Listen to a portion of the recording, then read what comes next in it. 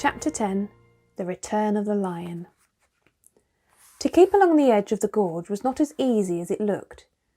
Before they had gone many yards, they were confronted with young fir trees growing on the very edge, and after they had tried to go through these, stooping and pushing for about 10 minutes, they realised that in there it would take them an hour to do half a mile.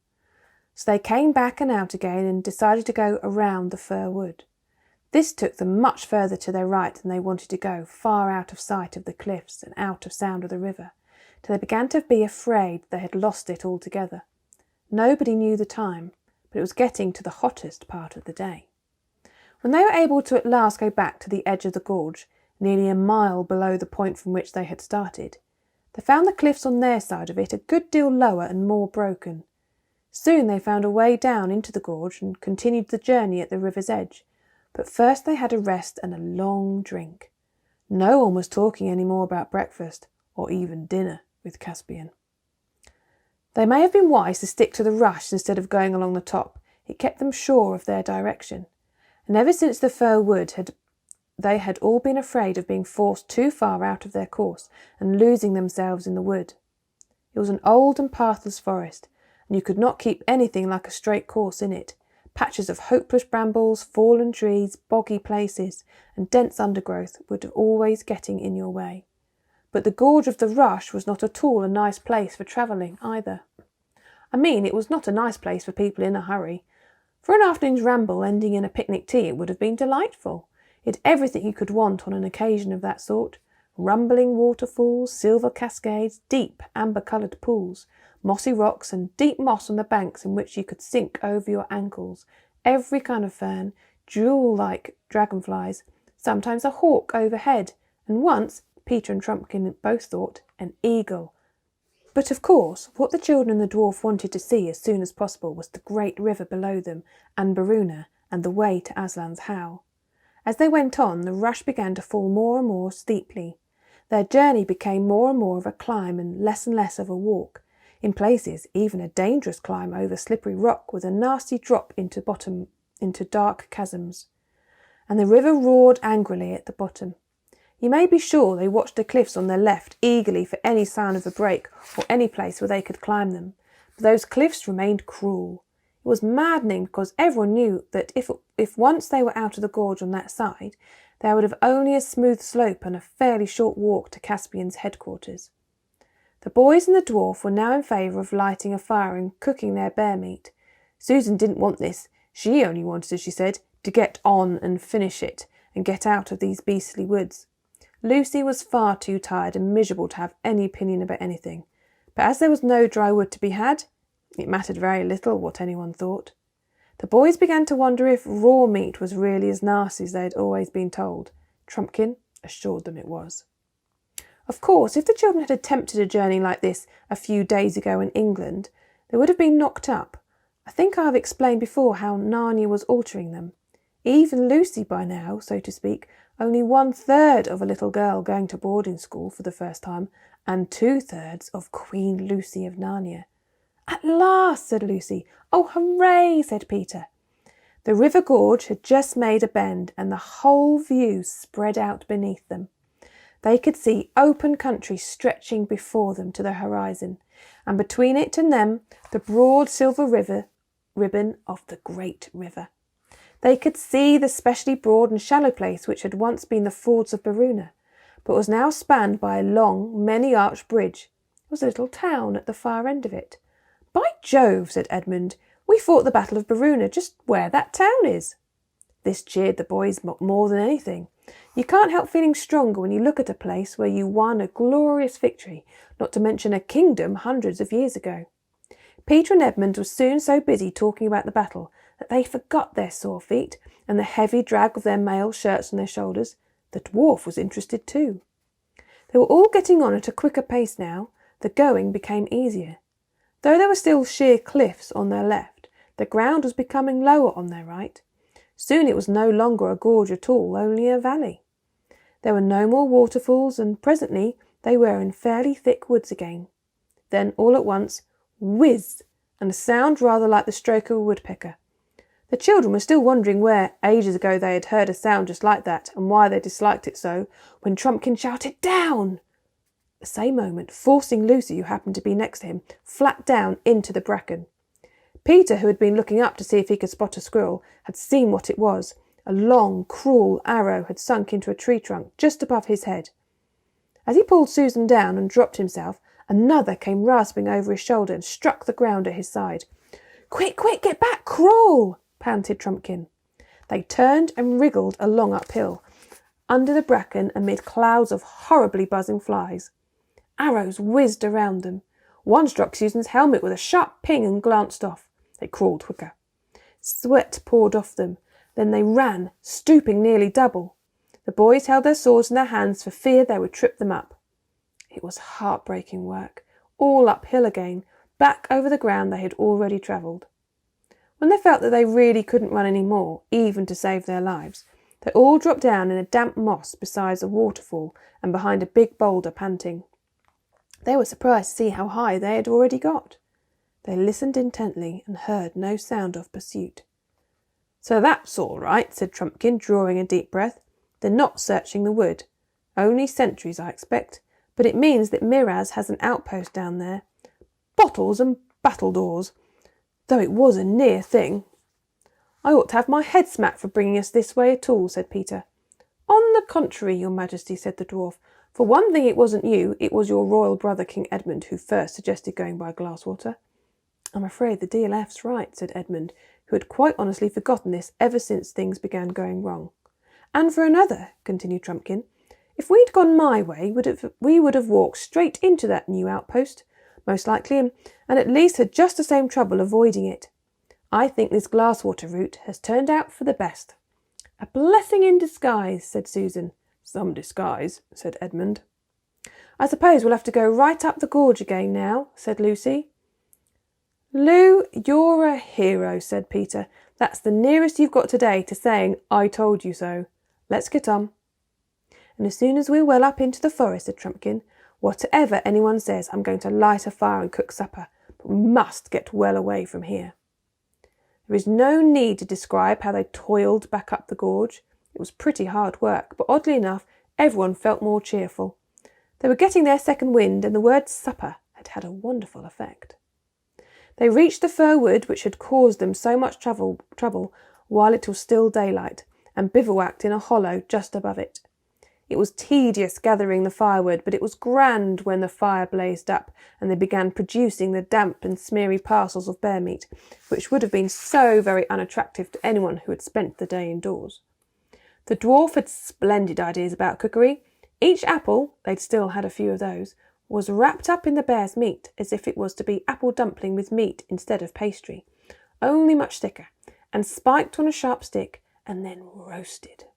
And the juice of the apple worked all through the meat, like apple sauce with roast pork. Bear that has lived too much on other animals is not very nice, but bear that has had plenty of honey and fruit is excellent, and this turned out to be that sort of bear. It was a truly glorious meal. And of course, no washing up, only lying back and watching the smoke from Trumpkin's pipe and stretching one's tired legs and chatting. Everyone felt quite hopeful now about finding King Caspian tomorrow and defeating Miraz in a few days. It may not have been sensible of them to feel like this, but they did. They dropped off to sleep, one by one, but all pretty quickly. Lucy woke out of the deepest sleep you can imagine with the feeling that the voice she liked best in the world had been calling her name. She thought at first it was her father's voice, but that did not seem quite right. Then she thought it was Peter's voice, but that did not seem to fit either. She did not want to get up, not because she was still tired, on the contrary, she was wonderfully rested, and all the aches had gone from her bones, but because she felt so happy and comfortable. She was looking straight up at the Narnian moon, which is larger than ours, and at the starry sky, for the place where they had bivouacked was comparatively open. "Lucy," came the call again, neither her father's voice nor Peter's. She sat up, trembling with excitement, but not with fear. The moon was so bright that the whole forest landscape around her was almost as clear as day, though it looked wilder. Behind her was the fir wood, away to her right, The jagged cliff-lops on the far side of the gorge straight ahead opened grass to where a glade of trees began about a bow-shot away. Lucy looked very hard at the trees of that glade. "Why, I do believe they're walking," she said to herself. "They're walking about." She got up, her heart beating wildly, and walked towards them. There was certainly a noise in the glade, a noise such as trees make in a high wind, though there was no wind tonight. Yet it was not exactly an ordinary tree noise either. Lucy felt there was a tune in it, but she could not catch the tune any more than she had been able to catch the words when the trees had so nearly talked to her the night before. But there was at least a lilt. She felt her own feet wanting to dance as she got nearer, and now there was no doubt that the trees were really moving in and out through one another, as if in a complicated country dance. And I suppose, thought Lucy, when trees dance, it must be a very, very country dance indeed. She was almost among them now. The first tree she looked at seemed at first glance to be not a tree at all, but a huge man with a shaggy beard and great bushes of hair. She was not frightened. She had seen such things before, but when she looked again, he was only a tree, though he was still moving. You couldn't see whether he had feet or roots, of course, because when trees move, they don't walk on the surface of the earth. They wade in it as we do in water. The same thing happened with every tree she looked at. At one moment, they seemed to be the friendly, loving giant and giantess forms which the tree people put on when some good magic has called them into full life.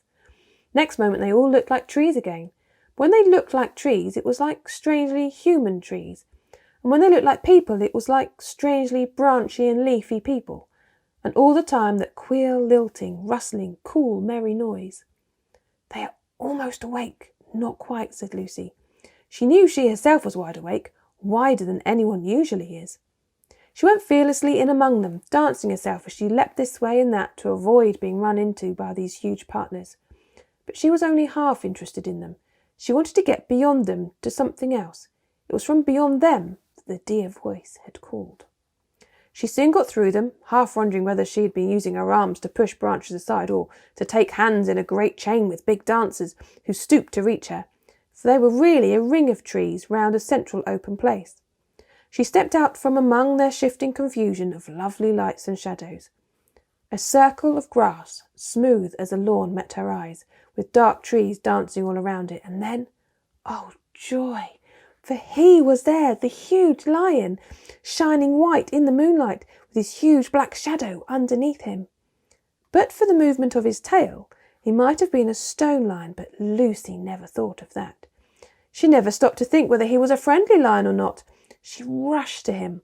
She felt her heart would burst if she lost a moment, and the next thing she knew was that she was kissing him and putting her arms as far around his neck as she could and burying her face in the beautiful, rich silkiness of his mane. "Aslan, Aslan, dear Aslan," sobbed Lucy, "at last." The great beast rolled over on his side so that Lucy fell, half sitting and half lying between his front paws. He bent forward and just touched her nose with his tongue. His warm breath came all around her. She gazed up into the large, wise face. "Welcome, child," he said. "Aslan," said Lucy, "you're bigger." "That is because you are older, little one," answered he, "not because you are." "I am not, but every year you grow you will find me bigger." For a time she was so happy that she did not want to speak, but Aslan spoke. "Lucy," he said, "we must not lie here for long. You have work in hand and much time has been lost today." "Yes, wasn't it a shame?" said Lucy. "I saw you all right. They wouldn't believe me. They're all so—" From somewhere deep inside Aslan's body there came the faintest suggestion of a growl. "I'm sorry," said Lucy, who understood some of his moods. "I didn't mean to start slugging the others, but it wasn't my fault anyway, was it?" The lion looked straight into her eyes.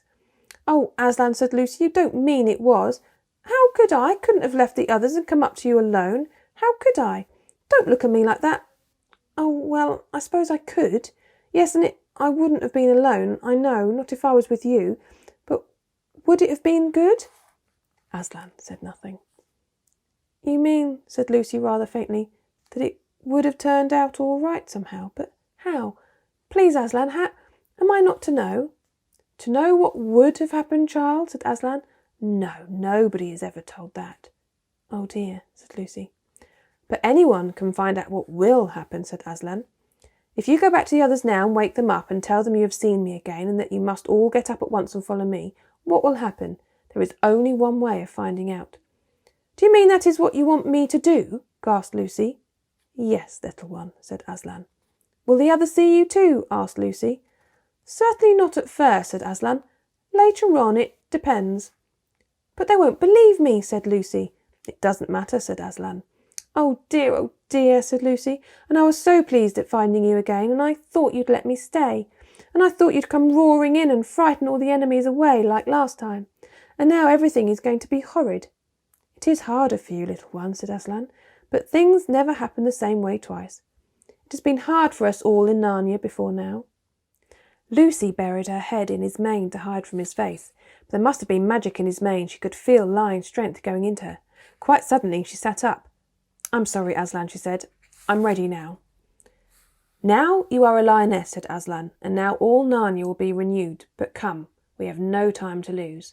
He got up and walked with stately, noiseless paces back to the belt of dancing trees, through which he had just come, and Lucy went with him, laying a rather tremulous hand on his mane. The trees parted to let them through, and for 1 second assumed their human forms completely. Lucy had a glimpse of tall and lovely wood gods and wood goddesses all bowing to the lion. Next moment they were trees again, but still bowing, with such graceful sweeps of branch and trunk that their bowing was itself a kind of dance. Now, child, said Aslan, when they had left the trees behind them, I will wait here. Go and wake the others and tell them to follow. If they will not, then you at least must follow me alone. It is a terrible thing to have to wake 4 people, all older than yourself and all very tired, for the purpose of telling them something they probably won't believe and making them do something they certainly won't like. I mustn't think about it. I must just do it, thought Lucy. She went to Peter first and shook him. Peter, she whispered in his ear, wake up, quick, Aslan is here. He says we've got to follow him at once. Certainly, Lou, whatever you like, said Peter, unexpectedly. This was encouraging, but as Peter instantly rolled round and went to sleep again, it wasn't much use. Then she tried Susan. Susan did really wake up, but only to say in her most annoying grown-up voice, You've been dreaming, Lucy. Go to sleep again. She tackled Edmund next. It was very difficult to wake him, but when at last she had done it, he really was awake and sat up. Eh? He said in a grumpy voice. What are you talking about? She said it all over again. This was one of the worst parts of her job, for each time she said it, it sounded less convincing. Aslan, said Edmund, jumping up. Hooray! Where? Lucy turned back to where she could see the lion waiting, his patient eyes fixed upon her. There, she said, pointing. Where? Asked Edmund again. There, don't you see? Just this side of the trees. Edmund stared hard for a while and then said, No, there's nothing there. You've got dazzled and muddled with the moonlight. One does, you know. I thought I saw something for a moment myself. It's only an optical, what-do-you-call-it. I can see him all the time, said Lucy. He's looking straight at us. Then why can't I see him? He said you mightn't be able to. Why? I don't know, that's what he said. Oh, bother it all, said Edmund. I do wish you wouldn't keep on seeing things, but I suppose we'll have to wake the others.